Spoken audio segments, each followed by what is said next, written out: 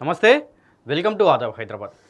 మొన్న శ్రీశైలంలో జరిగినటువంటి స్వాముల మీద దాడిగా దీన్ని చాలామంది కూడా అంటూ ఉన్నారు. అంటే స్వాములను పోలీసులు లాఠీలతో కొట్టారు. ఆ పరిస్థితి ఎందుకు వచ్చింది? స్వాములు గంటల తరబడి లైన్లో ఉన్నారు.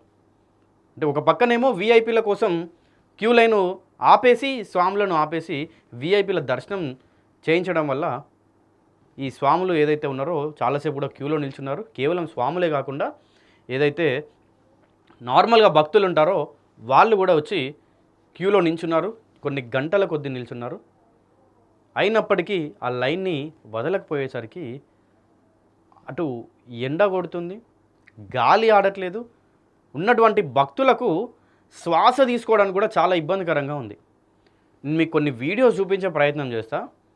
భక్తులు ఆ బారిగేట్లు ఏదైతే క్యూ లైన్ల కోసం పెడతారో వాటి పైనుండి ఎక్కి వస్తున్నారు. ఆ వీడియోలో ఆ భక్తులు బారిగేట్ నుండి బయటికి ఎక్కి వస్తున్నారు, స్త్రీలు దాంట్లో. అంటే అంత ఇబ్బంది అయ్యేంత వరకు ఏం చేశారు మరి ఈ పోలీసు వాళ్ళు? అక్కడ ఉన్నటువంటి వాళ్ళు పోలీసు స్వాములు బయటికి రాగానే వాళ్ళ పైన లాఠీ చార్జ్ చేసిర్రు. మీకు ఒకసారి వీడియో చూపిస్తా చూడండి.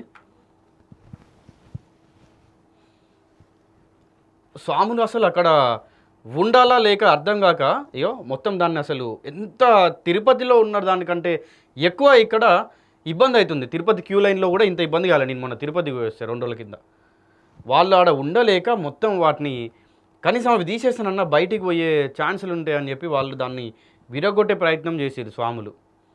వీళ్ళు పోలీస్ అధికారులు బయట ఉన్నంతసేపు వాళ్ళని లాఠీచార్జ్ చేసి అది ఎంత తప్పు?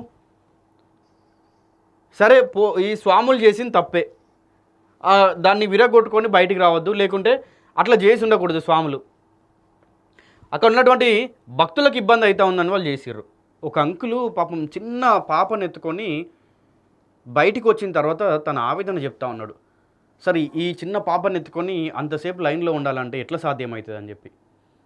ఇందాక చెప్పినట్టుగా స్త్రీలేమో పైకెళ్ళి ఎక్కి గోడలు దూకినటువంటి పరిస్థితి ఏర్పడింది. సరే ఇదంతా అయిపోయింది. నేను సనాతని అని చెప్పుకునేటువంటి పవన్ కళ్యాణ్ ఒక్కసారి కూడా వచ్చి దీని గురించి మాట్లాడలేదు మరి. అంటే ఏమన్నా ఇంతకుముందు ఇంకా ఆయన ఏమంటారు ఊసరవెల్లిలాగా అన్నట్టు ఆయన గురించి కొత్తగా చెప్పుకోవాల్సిన అవసరం ఏం లేదు. ఇవాళ ఇదేం కొత్తగా కాదు ఆయన గురించి మాట్లాడు మనం. అప్పట్లోనేమో మా డాడీ మా అమ్మ పూజలు చేస్తూ ఉంటే అలా పోయి మా డాడీ సిగరెట్ వెలిగిస్తుంటాడు, ఆ దీపానికి దేవుడు లేడు దయ్యం లేనటువంటి వ్యక్తి మా నాన్న అని వాళ్ళ నాన్న గురించి చెప్పిండు.